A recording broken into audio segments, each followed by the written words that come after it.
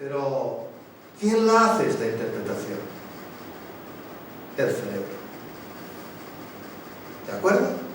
Por lo tanto, descubrir estas dos interpretaciones que suceden cuando hay una experiencia, digamos, cercana a la muerte, es importantísimo poder diferenciar esto, porque al diferenciarlo, automáticamente estáis observando vuestra forma espiritual y vuestra forma material. Y estáis observando incluso un punto importantísimo, lo que interpreta el cerebro. Muy bien. Hasta aquí yo me preguntaría, ¿hay algo que haya quedado un poco así oscurillo, grisoso? Porque así me dejaréis beber un poquito. ¿Todo está comprendido? Sí. Vale. Bueno, después os tendré que decir, ¿vale? Si no está comprendido, pues alguna pregunta habrá. ¿Vale? Bueno, pues vamos.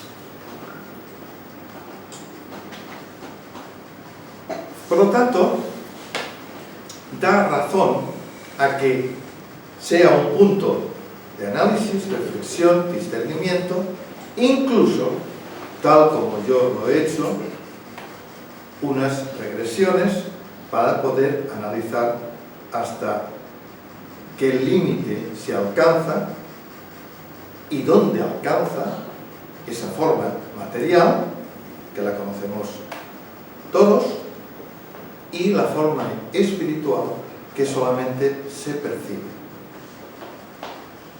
Entonces, digamos que la realidad de una unidad total, donde todas las unidades locales, o sea, las formas locales espirituales están, esta unidad tendría que ser, y es, porque ha sido, es en el presente que ya ha pasado, y será. Este estado permanente no puede ser nunca material. Tiene que ser inmaterial. Tiene que ser emocional. Tiene que ser algo que lo sintamos cada uno de nosotros y cada uno lo exprese bajo su idea religiosa, conceptos predeterminados, lo que sea.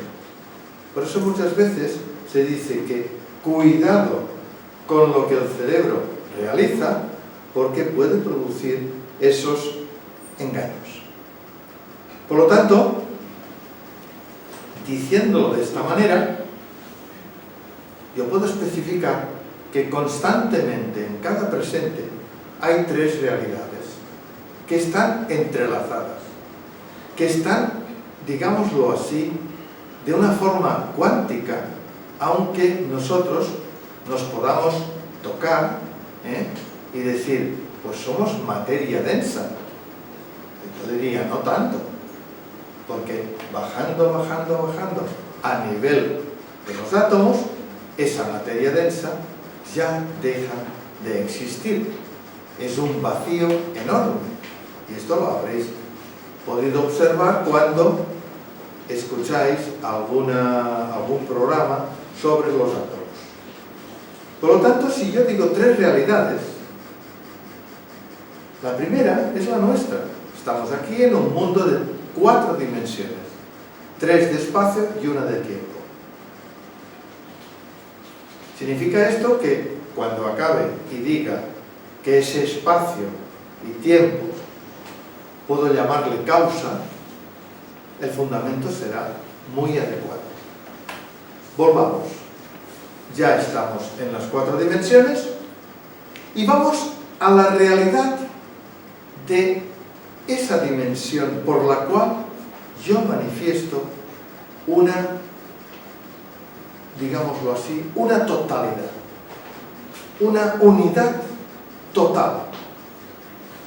Evidentemente es una realidad, porque precisamente es el concepto de Dios. Significa, y por eso lo he dicho antes, que yo no me puedo apartar de ese concepto. Otra cosa es cómo cada cual lo interpreta. No estamos hablando de esto. Pero el concepto es real. Y si es real, significa que es omnipresente.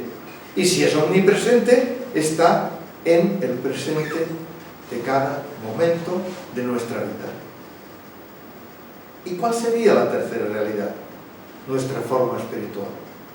Porque nuestra forma espiritual tiene esa, digámoslo así, dualidad de ser dos formas a la vez. La suya y la manifestación material. Y ahora he utilizado dualidad, pero no he dicho que sea dual. ¿De acuerdo? Por lo tanto, si todo está dentro de esas dos singularidades que han salido en el esquema, que estoy diciendo de que nacemos y morimos, primera singularidad, segunda singularidad. Hay una evidencia que es nuestra vida. Y nuestra vida tiene una serie de recuerdos, momentos. Significa esto que todos estos recuerdos sirven para alguna cosa. Porque si no, ¿para qué haber evolucionado ese cerebro haciendo lo que en un momento dado es su actividad? Y entre ellas es interpretar. Por lo tanto, significa que el recuerdo es lo suficientemente importante como para considerarlo como tal. Y si lo considero como tal, por una evidencia, ya que muchas veces decimos, es que no me acuerdo de nada, es que se me ha olvidado. ¿Dónde está el recuerdo? Tiene que estar en un estado virtual que en el mismo momento de nacer está y en el mismo momento de morir queda. ¿Y cómo queda? Yo lo he llamado presente permanente. ¿Y por qué lo he llamado así? Porque precisamente es con el que yo, como persona, de vivir en estas dimensiones que antes he citado, puedo conectar con las personas que en un momento dado han dejado de vivir. Significa esto que si queda, no puede vivir, porque la vida está aquí. Entonces, ¿qué hay allí? La forma espiritual. Pero si es inmaterial, no vive, al contrario, es. Y esa forma por la cual nosotros decimos es, ya da el sentido de la vida, porque es siendo. Y esta comparación verbal es tan profunda como para decir, somos un ente espiritual que es siendo una materia densa. Y esto da unos principios muy importantes. Bueno, os estaréis preguntando, bueno, ¿y cómo ha sido la experiencia de esta persona que no la ha explicado todavía? Pues vamos a ello. Digamos que en mi experiencia se produjo por una cosa que en aquellos tiempos, pues en los cuartos de baño, cerrados, pequeños, se producía esa cantidad de densidad, de humedad, ¿verdad? La cuestión es que el calentador estaba dentro del cuarto de baño aquel, hubo una falta de oxígeno y yo me caí redondo. Bien, en el momento de la caída empieza el estado sin tiempo. ¿Significa esto que no es la experiencia?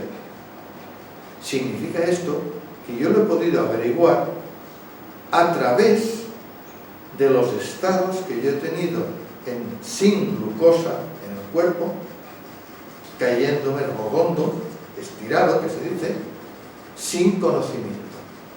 Son unos estados muy curiosos, pero no es la experiencia cercana a la muerte, porque si no os diría, fijaros, ya he tenido otra.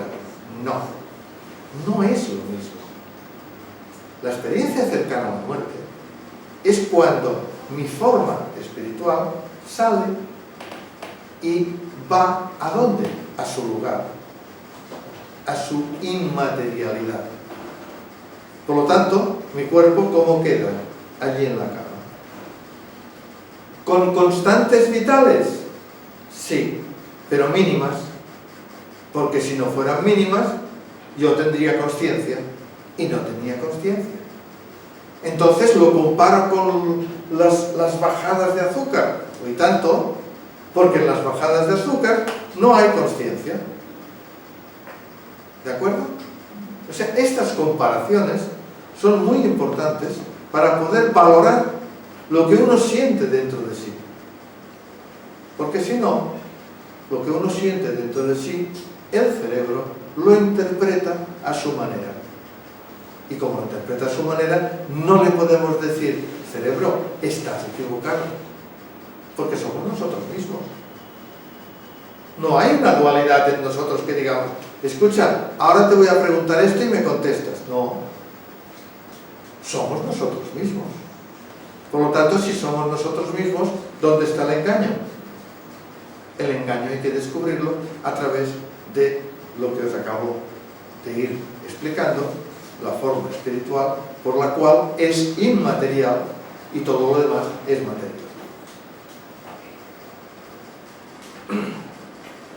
Fijaros que en aquel momento de sin tiempo, vuelvo a situarlo, pues como que yo no estaba, ¿de acuerdo? Pero es que no estaba ni dentro de mí ni fuera de mí, no estaba.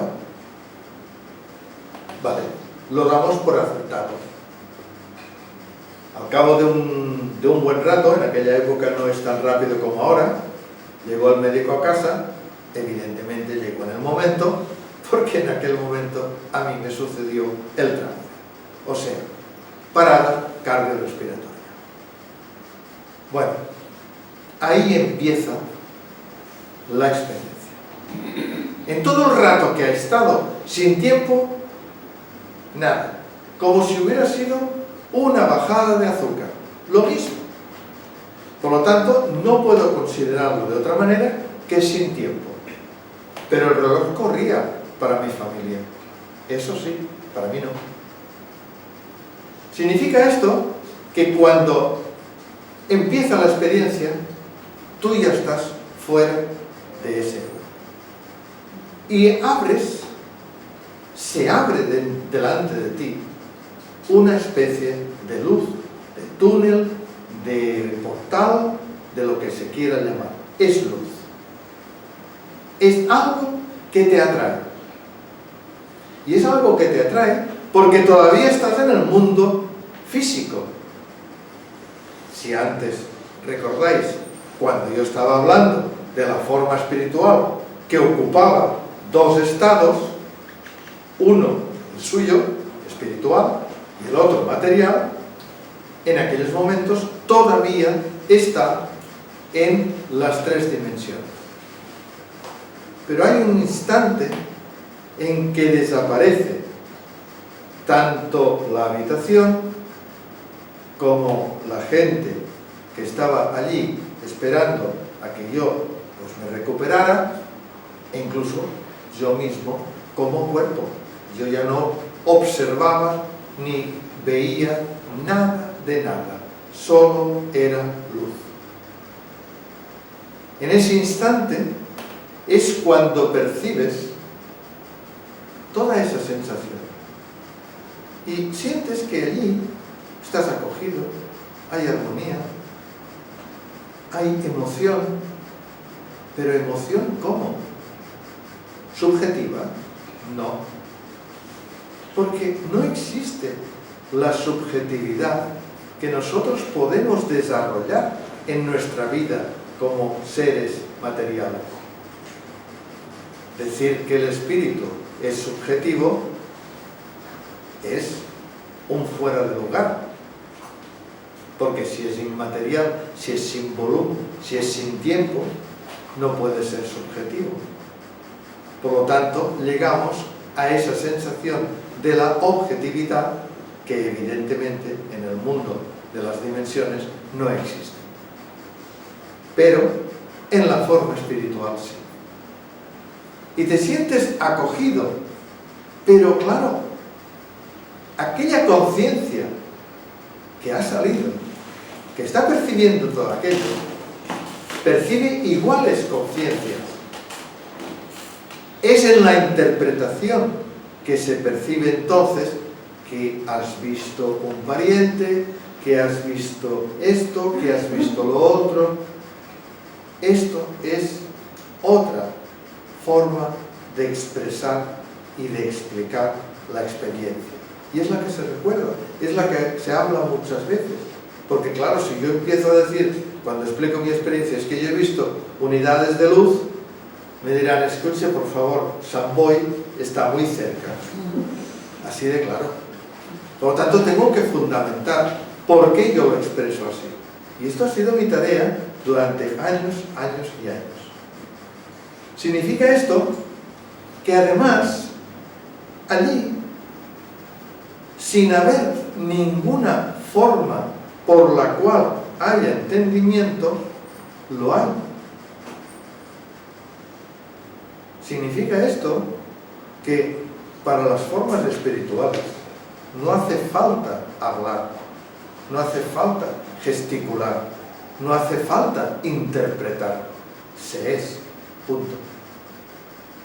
Y esto es tan importante como para cuando sucede una experiencia de este calibre, la persona que te lo está explicando pueda decir, pero es que escucha, hay una cosa muy rara, porque verdaderamente yo allí sentía algo que no puedo explicarlo, evidentemente, porque si se explica ya deja de ser, ya estás explicando la interpretación del cerebro. Por eso me gusta que hoy haya podido introducir este tema tan importante.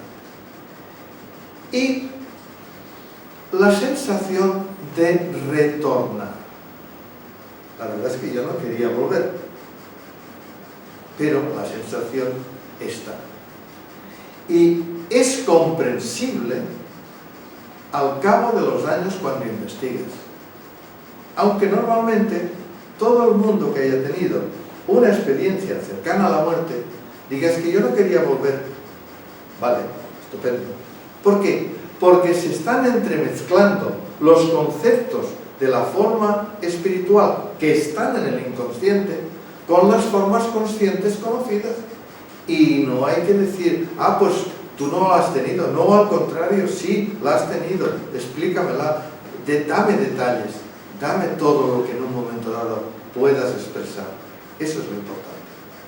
Bien, en el momento del retorno está la diferencia de la posibilidad de que las personas digan, no, esto es un síncope, esto es un desvanecimiento, esto es que mira, que te estabas soñando. No, porque cuando se está soñando y uno se despierta, sabe que estaba soñando. Por muy tétrico que sea, por muy agradable que sea, o por muy paraíso que sea el sueño, sabe que estaba soñando. Pero la persona que ha tenido una experiencia cercana a la muerte sabe que ha estado. Y esto es muy diferente.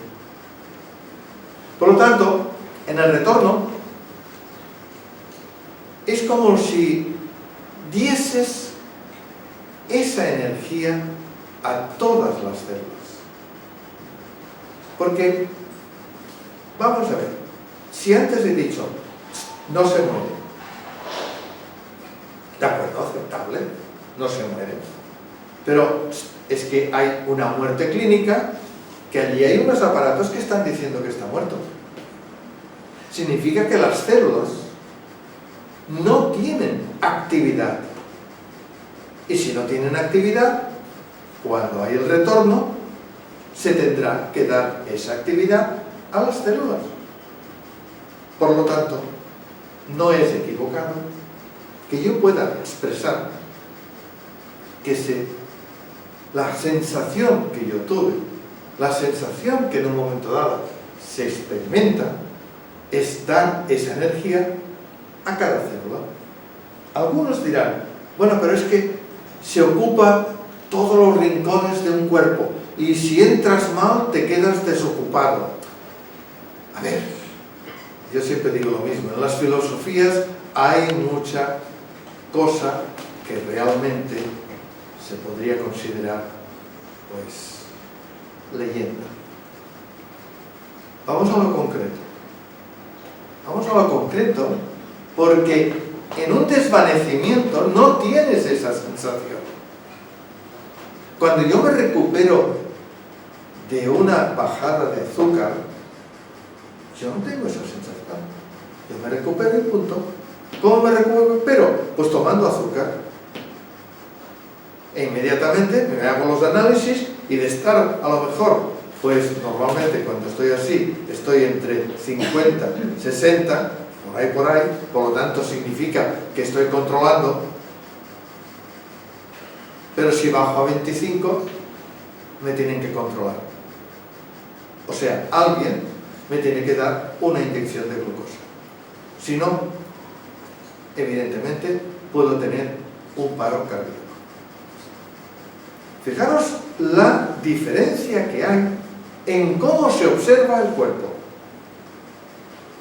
Muy bien. Pero hay otra sensación también que es importante. Al retornar esa forma por la cual se va dando energía a cada célula, los sentidos se van recuperando lentamente. No hay una recuperación, ya está.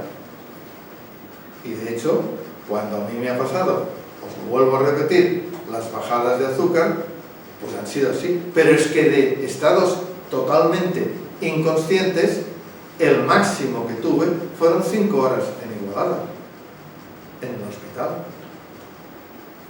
Cuando me recuperé, salí como si no hubiera pasado nada. Por lo tanto, la experiencia es totalmente diferente. Esto lo veis verdaderamente claro, ¿verdad? Muy bien. Entonces, yo ahora podría decir, bueno, pues este fundamento es así, y ahora preguntas. Bueno, pues vamos a poner, antes de preguntar, una sensación muy característica, porque normalmente todo lo que en un momento dado estamos hablando, de si la vida, de si las células, de si el espacio, de si eso y lo otro, lo colocamos bajo un punto de vista de azar o de casualidad. La verdad es que yo estoy un poquito ya molesto en el sentido de que se dé todo bajo ese azar, porque tan solo observando una sola célula, la cantidad de posibilidades que hay en toda la producción de proteínas, ya no es un azar. Por lo tanto, tenemos que decir hasta dónde llega el azar. Y vamos a ver cosas curiosas. Por ejemplo, decir el universo. Bueno, sí, es muy grande, de galaxia a galaxia, años luz. Bueno, sí, su temperatura es muy baja. Evidentemente, la reacción de las estrellas produce los elementos de la vida, de las cuales estamos formados todos. Pues esto es una casualidad, es un azar. Pues yo le tengo que decir, pues vaya azar, que este azar es una forma premeditada de concebir la vida. Porque si en nuestro universo, bajo el punto de vista de la teoría del Big Bang, 13.700 millones de años, de los cuales nuestro planeta tuvo hace 3.800 millones de años la aparición de una célula procariota sin núcleo, también es por azar, cuando antes solo habían moléculas en un planeta que estaba casi en ebullición. Bueno, pues vamos a considerarlo un azar. Pero es que resulta que tuvieron que pasar 2.000 millones de años para que unas células procariotas sin núcleo formasen una célula eucariota con núcleo, mucho mayor, mucho más especializada y con 2 ADNs. La nuestra. Hongos, vegetales, animales, todo está formado por células eucariotas, menos las células procariotas que no evolucionaron. Por lo tanto, planteemos una cosa: si todo es evolución, ¿por qué no evolucionaron también las otras? No, es que esto es azar. Ah, vale. Todos callados, azar. Pero entonces tengo que decir, pues vaya azar que tardó 2.000 millones de años para formar una célula eucariota. ¿O es que fue un sueño celular evolutivo e inteligente? La cosa cambia. Por lo tanto, vamos a ver si encontramos alguna otra contrarrestación. Y sí hay una curiosa. Los médicos que estudian todos estos procesos de que después de la vida hay algo, dicen, no hay nada. Porque precisamente para que haya esa proyección, recordad que lo he dicho antes, es por la destrucción que tienen las células neuronales a través de los iones de calcio. Y la pregunta es la siguiente: si hay una destrucción de células neuronales, ¿vosotros creéis que están pendientes para hacer una experiencia fuera del cuerpo, o una imaginación, o interpretar? No. Pero lo curioso es que estos mismos doctores que dicen esto continúan diciendo, pero bueno, si hay retorno, ¿cómo es que estas personas pueden explicar lúcidamente y ampliamente las experiencias cercanas a la muerte? Por lo tanto, ya veis la controversia. Fijaros también que yo podría decir, bueno, pues no aceptamos esa sensación de que solo materia. Evidentemente ya se ha indicado que hay una forma espiritual que manifiesta, por lo tanto no hay dualidad. Entonces, ¿qué pintan ahí en medio esos átomos que antes han salido como partículas tan características de la vida? Y yo tengo que decir una cosa. Vamos a ver.